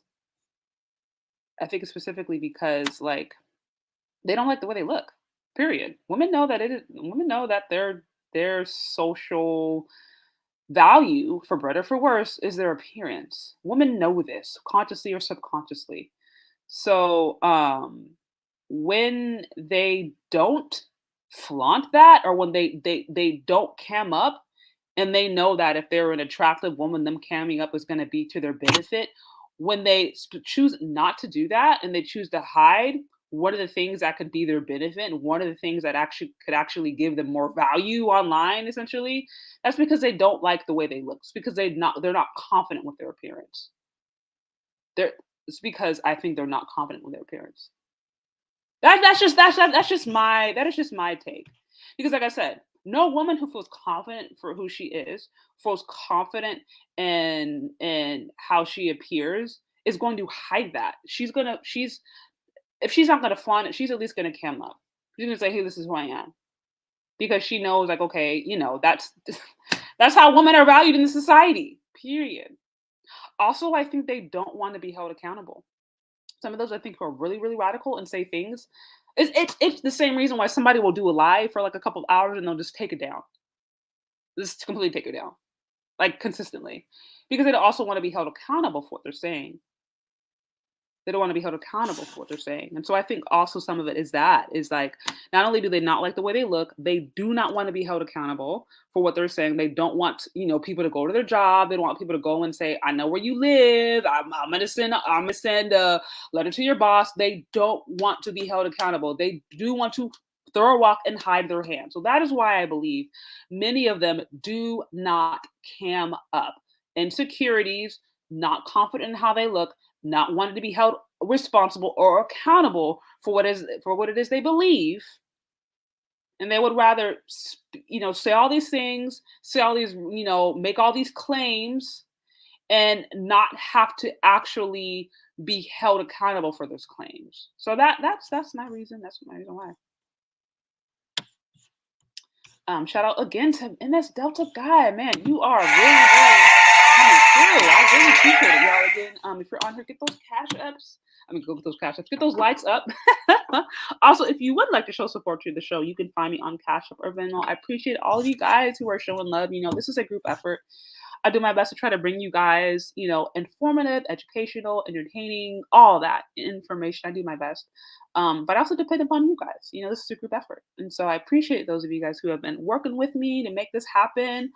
Again, you can find me on Cash App or Venmo, Shay Sade, or you can also send in some super chats. Super chats are open. Let me read this from MS Delta Guy. It says, Shay, also, as Black people, we have to be careful not to be a fetish. For example, I had a random white woman at a party tell me that she likes Black men and that I was handsome but too intelligent and light-skinned for her. Yep. I've heard that actually too. I've heard that from different men. And an article, it does speak to that. It does speak to the fact that it's like, they were saying Black men were just, Black women were saying the white guys who were approaching them just wanted an exotic experience, and white women were just like, oh, you're good in bed. So like they're coming obviously with these racialized notions of who we are as not seeing us as people. So yeah. So that is, so that has happened. That does happen. Let's see. All right, guys. Sorry, I just got something in here. I'm clicking something. I have no idea what you're talking about. Huh. All right. Anyways. They're not. Yeah. So you say that. Yeah. So yeah. So we talked about that. That's my reason why I think some of them don't cam up. They do not like the way they look. Going back to the question about the nameless faceless avatars. And yeah, those are my thoughts. Oh, I'm pushing buttons too hard. Okay, sorry guys, I just got distracted. I got this message in. So yeah, guys, so that's my take on it. That is my take on it. I think at the end of the day, this is not like surprising. You are going to be, like I said, again, being in a society, we're not necessarily colorblind. Yeah, you're going to meet people who are going to have their racialized, prejudicial views. Obvious. Listen, you got people in the Black community that got prejudices against Black folks. So this exists. If this exists within our own community, you got Black women who don't even want to be with Black men because they think they had issues, or vice versa. You got Black men who think all Black men are. So it's like, if we got prejudices against our own selves, we can't act like we aren't going to experience it if we decide to open up options to other people. So like I said, this is not rocket science. This is just, dating and mating. And unfortunately, in the market of dating and mating, certain people just by default, based upon their looks or based upon their status, have more options for better or for worse. I'm not saying it's fair. If you were an attractive woman, you're generally not going to be complaining about certain things. You're not going to be complaining necessarily about not getting attention. That's not what you're going to complain about if you're an attractive woman, many of the times. Um, Same with if you're a man with resources. You're not going to talk about man having such a hard time finding a woman. It's like usually if you're a man with resources, women are going to come to you. So, um, yeah. So those are just a couple of my thoughts there. Oh, and then this is another thing I wanted to say. I knew there was one thought I wanted to mention. As far as a rejection, I don't know that women we've been taught how to handle rejection. We haven't been taught how to handle rejection. And the thing about it is, we do get rejected. We women just because we like a guy or find a guy attractive does not mean that he is entitled to have to like us back. He doesn't have to do it, ladies. He doesn't have to do it. And in this modern era, right, where people are now operating in different ways, and we're supposed to be equal. Which, hey, if we're equal, we should have more women proposing. Just putting it out there, but because that's the society that we live in. um Maybe more women can approach men. I mean, why not? Isn't this is equal society, right? And if that's the case, if more women are approaching men, or there's all these blurred, lines as far as interacting with different genders, because you don't want to be oppressed by the patriarchy, whatever it may be, then that may mean that there's women approaching men sometimes, and that may mean that there's men who don't like you back. And that may mean that now the rejection that traditionally men had to experience, we as women now have to experience. And I think we have to deal with that. I think we got to deal with the fact that there's going to be men out there who just don't find us attractive, or who maybe they're not saying we're ugly, we're just not their type. And that doesn't mean that you're a bad woman. It doesn't mean that you are necessarily, a bad person. There's just sometimes not that person's type. And it's very rarely do I believe there are men out there who are going to be intimidated. I don't think men are generally intimidated by women. I just think it's like, uh,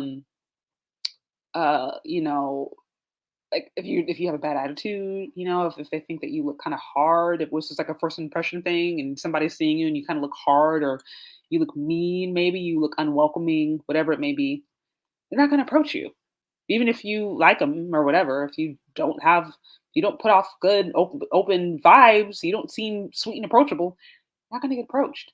But I hear this a lot sometimes. This whole idea of like, oh, well, he was intimidated by me, or this man, he couldn't handle my this, he can handle my womanhood. I was too much of a boss babe, or whatever, whatever. I'm thinking, well, no, I don't think he was intimidated. I think maybe he just something about you didn't like. Just that simple. Maybe he just didn't like you. I don't know how else to put it. Or maybe your personalities didn't really match well, or maybe you were leading too much with your education and your career, and he just wanted you to be a woman. He didn't want to. He listen and talk.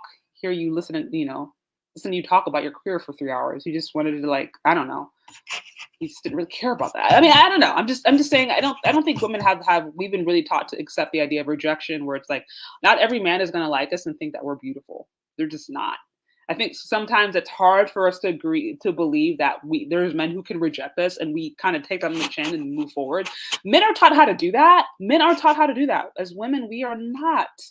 But I think we'd be better off doing that and recognizing that, you know what, not every man is entitled to like me. Not every race of men is entitled to like me.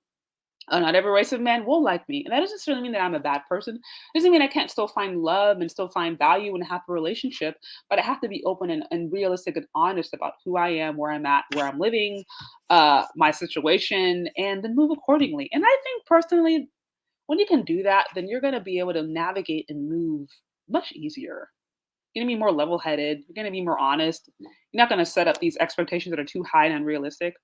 And I think you might actually have better results. So shout out again to MS Delta Guy for the 10 on the success. See, Black women are beautiful and intelligent. Take care of yourself mentally and physically. We Black men love you. Shout out. I appreciate the love. I really do. Oh yeah, I see the rejection part. So Hakeem, do you think I got it? Hakeem, what do you think? Do you think I got that? Does that make sense? I hope I'm making sense there, because that's what I'm saying. I think we're just not taught to handle rejection like guys are, because it's generally expected. that men are supposed to approach and whatever. They're taught early on about the rejection piece. They really are. But it's women. We're all tens. We're all tens, right? We're all beautiful, and we're God's gift, and we're the prize. All of us. And so therefore, we should never experience rejection. And if we do experience rejection, then that must be his problem. He was intimidated, and I just don't think that's realistic. I just think you're not all everybody's type. You're just not.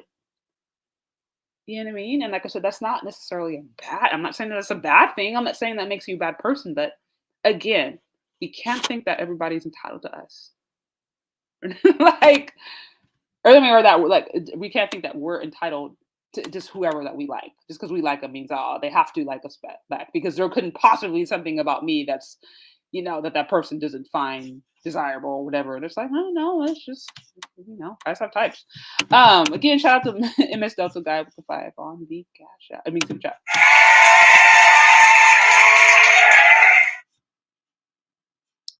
Thank you, Sir Hale Speaks Network. I really appreciate it. I really, really, really do. Yeah, I appreciate it. So I hope what I said about the rejection makes sense. I hope it makes sense. Um, yeah, let me see. He said, if I could have $1 forever, you can't handle the black woman line I've heard. I'd be retired by now. Oh my goodness, my goodness, my goodness. Okay, guys. So, I think I laid out my case. I have like a few, like really a few more minutes because I actually do need to try to get to the bank before it closes. But I have about a couple more minutes. So if any of you guys want to call in, I will drop the call in line. Again, I appreciate all of you guys who have been showing up today. Like I said, I usually don't do lives on Friday. I try to chill, but I wanted to get this out. Honestly, I wanted to get this out. I've been like pushing it off. Um, yeah, and I was like, okay, let me just try to get this in here. So if any of you guys want to call in, I have like probably honestly about 10 minutes, and I have to wrap it up. But feel free to call in if you want to, and if not, I'll wrap it up now and be back next week. I'm trying to work on this pre-record. I'm trying to work on this pre-record. Side note, be working on my black femicide video, looking at the black femicide rates, also black androcide. As we know, that is a popular topic, and I think it deserves its own. It deserves its own separate, focus. So, he said, "Can we do a part 2 on this?" So do you guys want to do part 2? If you guys want to do part 2, I can. What do you got in mind, Hakeem? Let me know. Yeah, I'm down to do part 2 if you guys think it's necessary. If you think it's necessary, let me know. Let me know, guys, in the comments. Would you want to do part 2? Like, what would that look like? What would we want to talk about specifically? You said you should do a stream with Minister Chef. Oh, that's hilarious. We definitely need a part 2. Okay, you guys, if I did a part 2, what will we talk about? Let me know in the comments. You guys just want to do call in? Is there like a particular subject you want to explore more? What do you want to talk about? Not intimidated, just put out the bad intent. Yeah, no, absolutely. I think that's like I said, that's pretty. I've said that before. Like I said, sometimes it's not intimidation. It's just the fact that, again, if you're leading with things that the person finds unattractive, it's sometimes those people don't like you. It's just they just do not like you. There's not the spark. Also, attitude is a big turnoff. If you have a bad attitude, then that is like you're combative, you're controlling, bad. This is just bad. So so yeah, that's what I'm saying. Yeah, I don't. So, I say you to do part 2 because I'm sick of black women ending up. Yeah, so it's interesting. I see this comment about domestic violence, and like I said, that's something that I really want to talk about. Black femicide and domestic violence and what's happening because I think what's happening right now it's largely misrepresented. I think women are being hurt, and that needs to be taken seriously, and that needs to be handled accordingly. But we all also men are being hurt and also people are hurting each other. And we need to have an honest conversation about what is really going on and make sure we're not pushing propaganda and pushing things that actually just simply are not true. So, as I mentioned before, I'm going to be working. I'm probably something I should start this weekend or early this week. Want to work on this Black femicide video because there's so many different ideas I hear being talked about that are completely damaging and just actually pretty much untrue in regards to femicide, in regards to homicide, in regards to all of that. And I think many of us are so like, y'all. Let's just be honest. Let's just be honest. Tyrone is not the biggest threat to Black women's health today. The Twinkie is. I said this before. Tyrone is not the biggest threat to Black women's health, but the Twinkie is. That's really what's killing. If we really want to get down to what is the thing that is really, really, really getting Black women early premature death, it's those Twinkies. Okay, it's that food that we're eating and our inactivity. That's what's really hurting us. So I think we need to be a little bit more honest and a little bit more upfront about what is hurting us and put things in context. Black women definitely, I think, deserve to be, we should make sure that we're being protected and things are being handled and taken with care for sure. But things needs to be happen within context.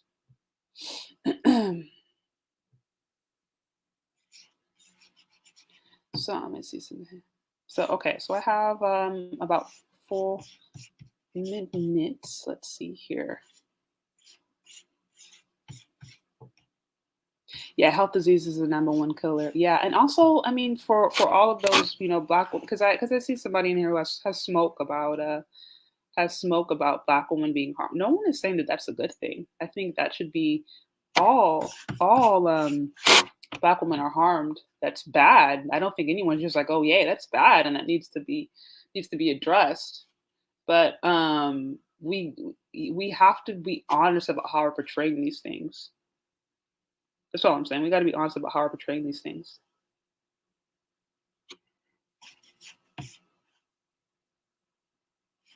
Okay, let's see. I think I got one. You there? Hi. Hi. I just basically have a question, not more than a comment. Mm-hmm. But would you say that your role, that what you're determined to do, is to, I don't know, sponsor a compliance from Black women No, to kind of be in servitude to their men? I just need to know what the overall agenda is. I'm new here. I don't think I've ever seen your stuff, but I would imagine I need to ask that. Yeah, no. Well, I guess my agenda, not really agenda. The tagline, I guess, is tackling tough topics with truth. So we just look at different things that are happening in the Black community in particular, just happening hot topics, and we talk about it. And so I try to do a empirically data based approach. Of course, I'll give my point of view, but I try to make sure, especially when we are, looking at really tough topics or topics that are really really important, that I'm doing my due diligence to make sure that I am providing enough data to come to the right conclusions versus just strictly, taking the emotional narrative. So now I do love Black men. I love men, period. I don't hate men. So this is probably a femininity channel that is not misandrist. So I will say that out the gate, because there are a lot of channels out there that are a bit misandrist, and you're not going to get that here. But yeah, this is a platform where men and women can go and share their perspective and share their point of view. And I also try to do my part to make sure that I'm providing information so that you can do so based upon what's the evidence and not based upon just popular narrative. So I hope that answers your question.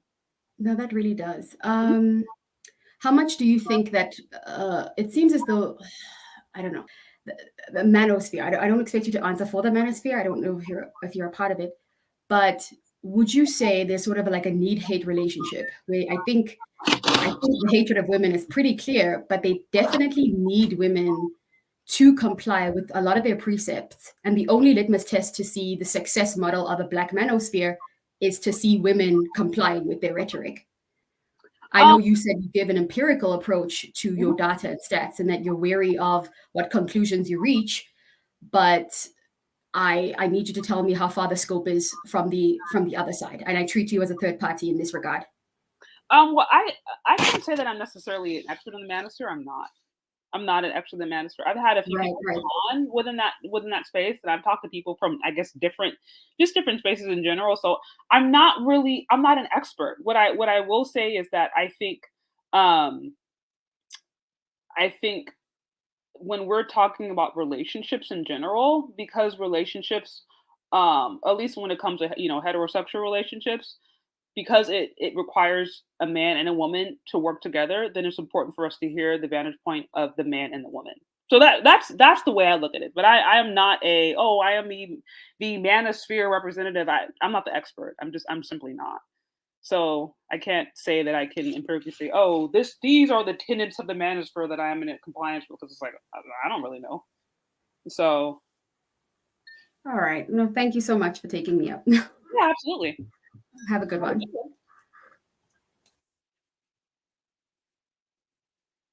All right. So yeah. So okay. Well, I don't think I see any other callers. So I guess you guys let me know in the comments. I saw Hakeem said that he wanted a call in. If some more of you guys want call ins, let me know. If you guys think it's relevant, I can like schedule another one, and then just have people, have people call in and let I guess give their perspective on this whole topic. Do you guys think it's relevant? Let me know. Let me know.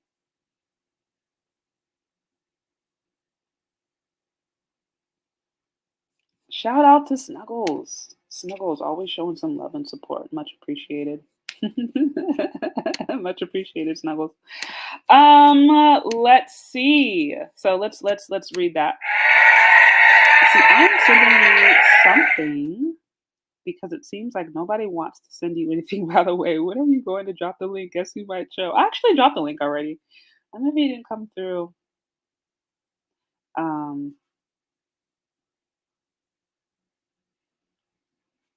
Okay, so I said the conversation about black women. Yeah, I'm seeing through the comments. Black women prefer black women. Black women are begging white men for love. Wait, sir, I'm trying to figure out. So, wait, are you guys saying like because I'm just trying to figure out. Okay, if we did a call-in show part 2, if that's something you guys would be interested in. I saw Hakeem say that he's down for it, so I'm like, okay, I got his support. I think I would need at least more than one other.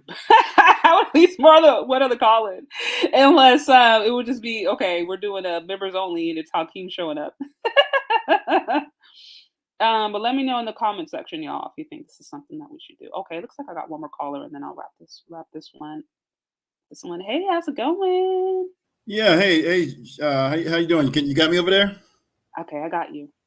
Okay. Yeah. I didn't want to hold you too long because you said you didn't have a whole lot of time, but I would be very interested in what the swirlers and the divestors have to say on all of this, especially after reading something like that. Because I guess if now you have peer-reviewed academic articles and papers coming out there, so I guess maybe there's a trend on this, or there's something about it, or something going on, so people are seeing it in academia.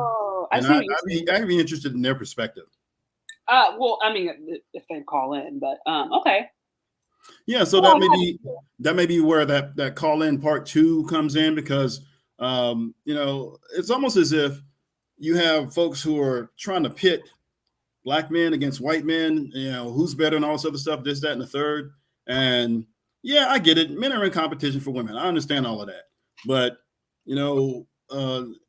at the same time, we know that things are not equal between all groups.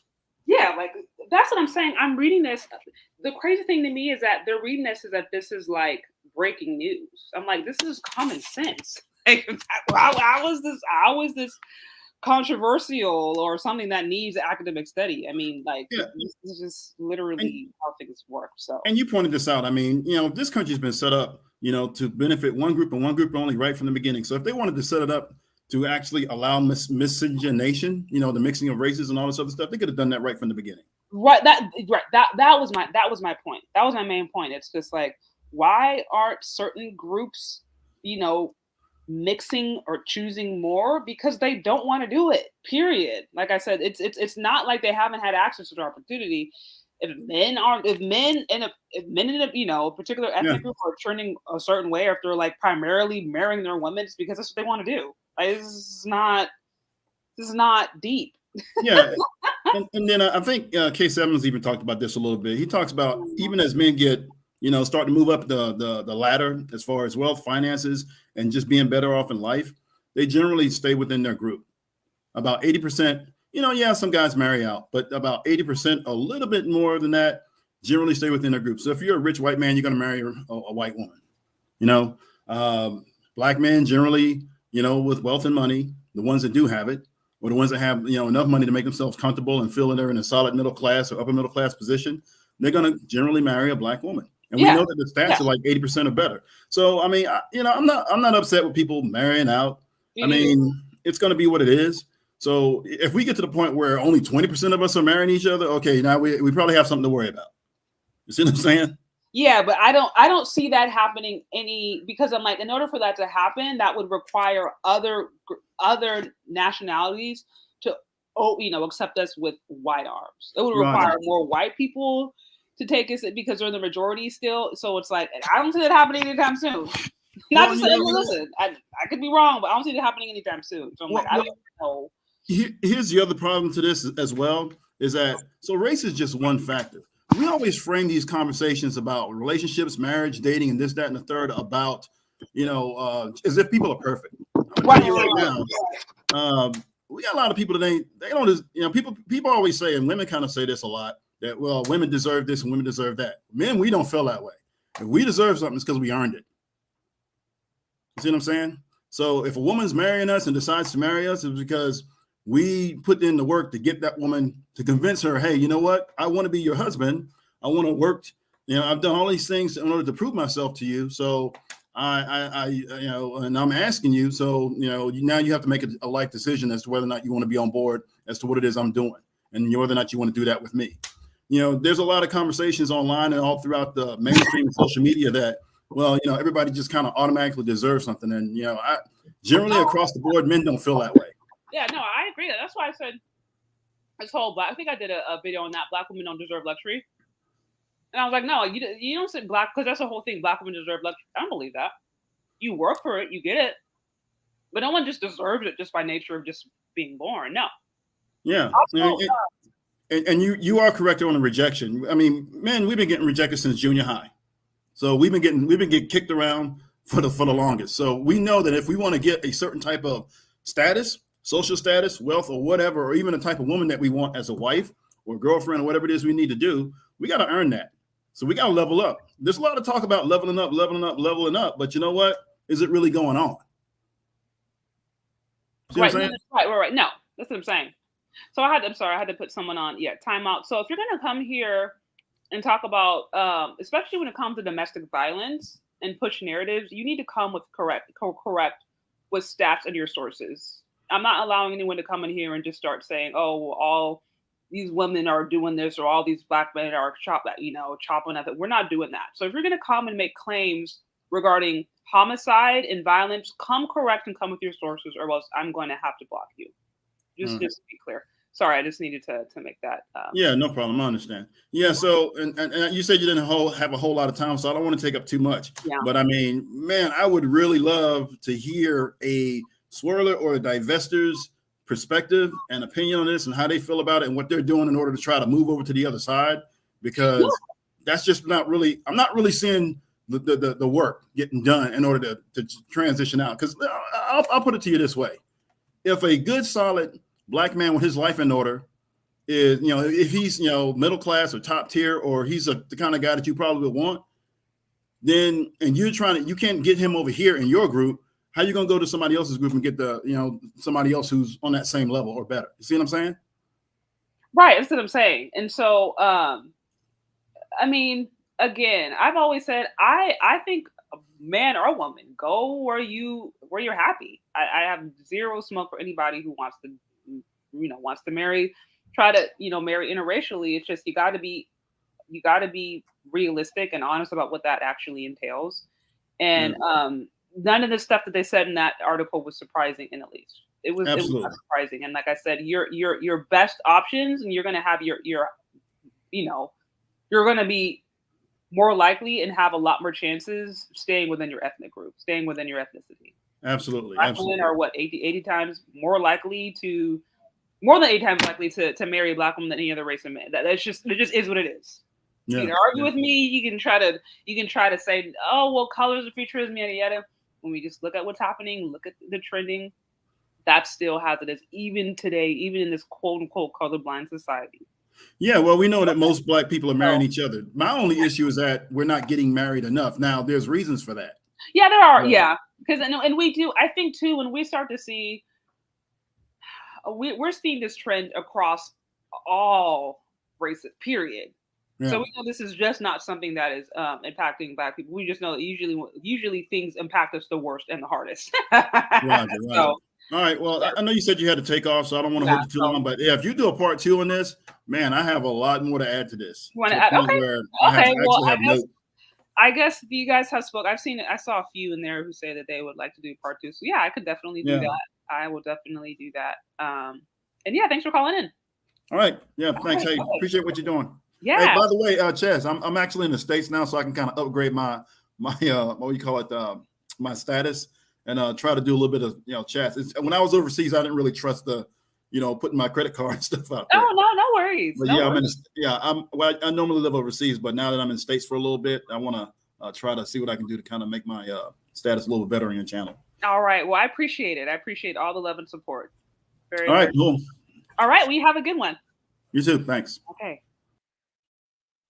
All right. So, yeah, guys. Okay. So I guess I'm going to have to do part 2 on this one. I didn't think that this was going to be a topic, but yeah. So I'll maybe do part 2, mostly call in, just hear what you guys have to say on this whole topic on your dating preferences being racist. So, we'll do that. So stay tuned. Like I said, I'm going to have to sign off, but I do appreciate all of you guys who have been hanging out with me. Like I said, I'm always open to hear your guys' perspective and always hear your point of view. We just got to keep it respectful. And that I don't like to try to promote propaganda. That's not what we do here. Anyways. So yeah, I'll make this a part 2. You guys can call in, share your point of view, and I think if nothing else, I'm going to sign off and try to run to the bank before it closes. And we will talk later. Again, thank you all of you guys who have shown support, who have shown some love. Hit that like button before you leave. You show some love. Continue to show some love on Cash App or Venmo, Share Day, and we will talk later, guys. Bye.